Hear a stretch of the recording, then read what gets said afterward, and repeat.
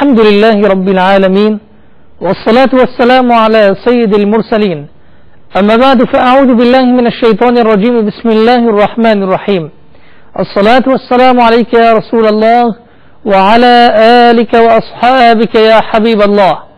الصلاة والسلام عليك يا نبي الله، وعلى آلك وأصحابك يا نور الله. وبعد، أحبتي في الله، فمرحبا بكم في سلسلتنا المتواصلة، سلسلة نجوم الهدى. نتحدث فيها عن نجوم الهدى الذين تخرجوا من مدرسة الحبيب صلى الله عليه وسلم، إنهم صحابة رسول الله صلى الله عليه وسلم. يقول الحبيب صلى الله عليه وسلم: من صلى علي صلاة صلى الله عليه بها 10. ويقول أيضا: أكثروا علي من الصلاة فإن صلاتكم تعرض علي صلى الله عليه وسلم. صلوا على الحبيب صلى الله تعالى على سيدنا محمد وعلى آله وصحبه وسلم. ما زلنا مع خليفة رسول الله ورضي الله عنه وأرضاه، سيدنا أبو بكر الصديق ورضي الله عنه وأرضاه. إذا أردنا أن نعرف كيف كان يحب النبي صلى الله عليه وسلم، لنستمع كيف دافع عن الحبيب صلى الله عليه وسلم من كلام سيدنا علي بن أبي طالب. يخبرنا رضي الله عنه وأرضاه فيقول: قام خطيبا سيدنا علي بن أبي طالب، وقف في الناس وقال: يا أيها الناس، من أشجع الناس؟ يسألهم، فقالوا: أنت يا أمير المؤمنين. يقصدون سيدنا علي بن أبي طالب، كان هذا في زمن خلافته. فداهم: يا أيها الناس، من أشجع الناس؟ فقالوا: أنت يا أمير المؤمنين.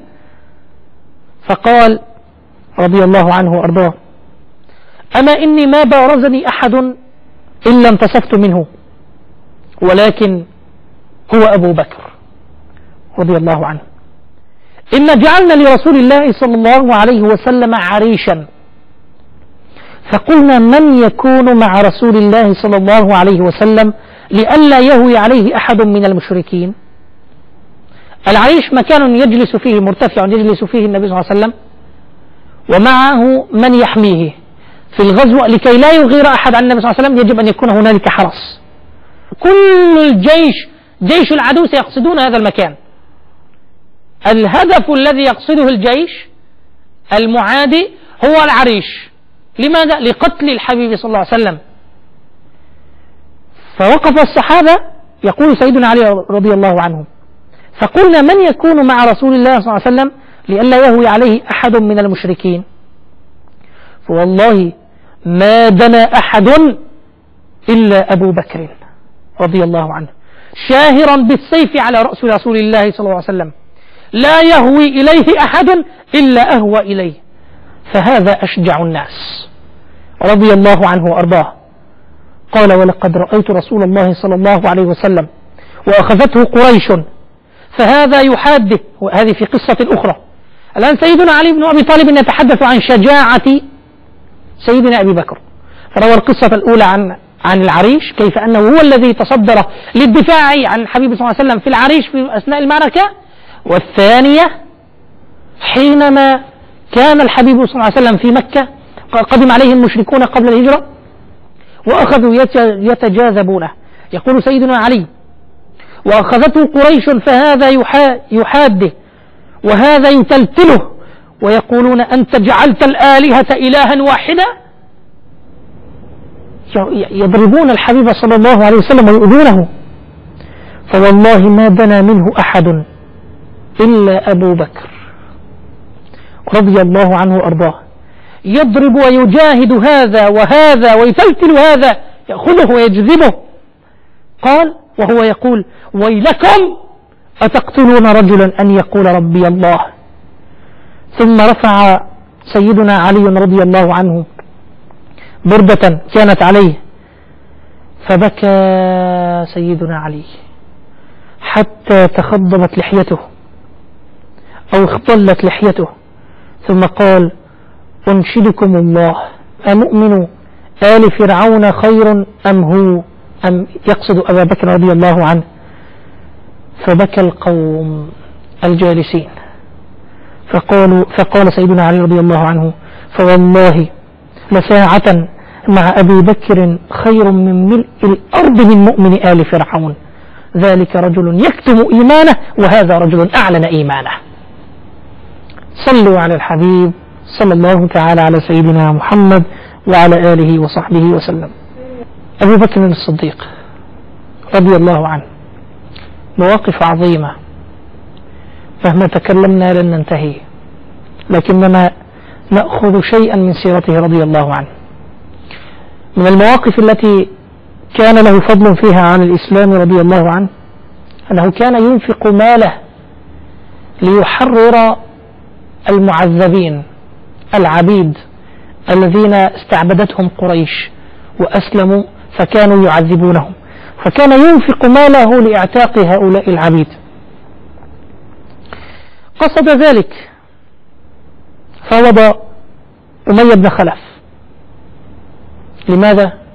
لكي يعتق رجلا كان رمزا من رموز الإسلام فيما بعد، رمزا من رموز الإسلام، من رموز يرفع شعارا من شعائر الإسلام، سيدنا بلال رضي الله عنه وارضاه، الذي كان يرفع نداء الإسلام، كان الذي أعتقه سيدنا أبو بكر الصديق رضي الله عنه.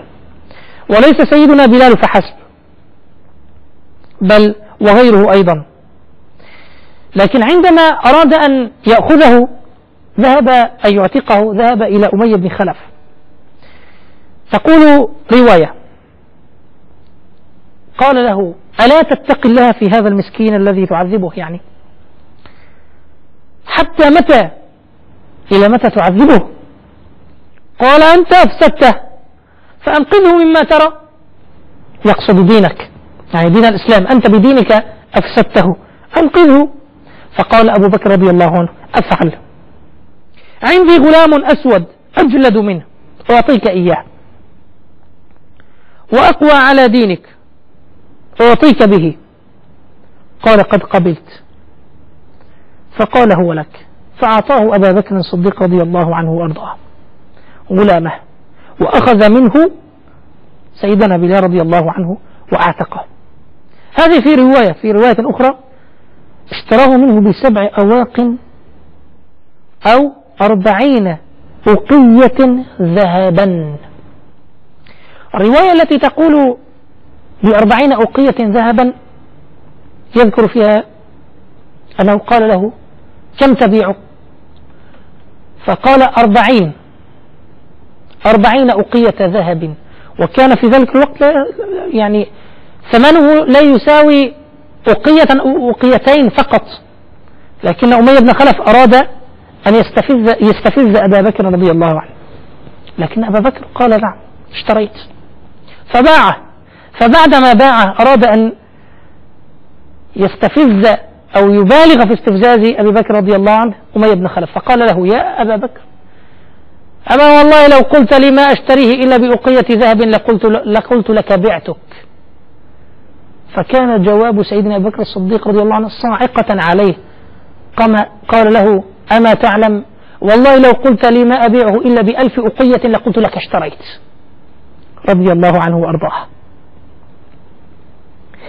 استمر في هذه السياسة في اعتاق رقاب المسلمين، فقام وأعتق رقاب المعذبين، فراح يشتري العبيد والإماء والمملوكين، منهم عامر بن فهيرة الذي أسلم وهو شهد بدرا وقتل في بئر معونة شهيدا رضي الله عنه وأرضاه، هو من الذين اعتقهم، وأم عميس وغيرها، ومنها أيضا زنيرة أو زنيرة التي أصيب بصرها وأعتقها رضي الله عنه وأرضاها. فقالت قريش: ما أذهب بصرها إلا اللات والعزى، كانت قد أصيبت بالعمى بعدما أعتقها. فقالت قريش: انظروا قد أذهبت اللات والعزى الآلهة، أذهبت بصرها. فقالت لهم: كذبوا والله، كذبوا وبيت الله، ما تضر اللات والعزى وما تنفعان، فإذا ببصرها يرجع إليها بنعمة من الله سبحانه وتعالى. وآتق أيضا رضي الله عنه وأرضاه النهدية وبنتها، وكانتان امرأة من بني عبد الدار. ولم يكن الصديق يقصد بعمله هذا محمدة ولا جاها ولا دينا يماري به الناس، وإنما كان يريد وجه الله سبحانه وتعالى. فكان رضي الله عنه وأرضاه يبذل كل ماله للإنفاق لهم ولإعتاقهم. وقال مرة له والده: يا بني إني أراك تعتق رقابا ضعافا. يا بني لو أنك إذ فعلت أعتقت رجالا جلدا يمنعونك ويحمونك ويقومون دونك، أنت تعتق ضعفاء، فقم واشتري الأقوياء حتى إذا اعتقتهم حدث معك حادث كانوا معك يدفعون عنك. فقال له رضي الله عنه وأرضاه قولة بليغة، قال: يا أبتي إنما أريد ما أريد لله عز وجل. رضي الله عنه وأرضاه. إخوتي في الله، بعد هذا الحديث الذي لا يمل عن سيدنا أبي بكر الصديق رضي الله عنه وما زلنا في سيرته، أسأل الله سبحانه وتعالى أن يكرمنا بالتشبه به والتحقق على منهجه ومنهج سيدنا رسول الله صلى الله عليه وسلم، وأن يكرمنا وإياكم بالدعوة في سبيل الله سبحانه وتعالى، وأن نحمل الرسالة كما حملها سيدنا أبو بكر الصديق رضي الله عنه وصحابة رسول الله صلى الله عليه وسلم. ونحمد الله تعالى أننا في مركز الدعوة الإسلامية نسأل الله تعالى أن نكون متشبهين بهم، ونحن إن شاء الله كذلك بإذن الله سبحانه وتعالى.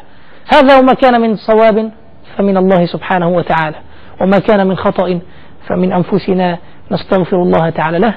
سبحانك اللهم وبحمدك، أشهد أن لا إله إلا أنت، أستغفرك وأتوب إليك. صلوا على الحبيب صلى الله تعالى على سيدنا محمد وعلى آله وصحبه وسلم.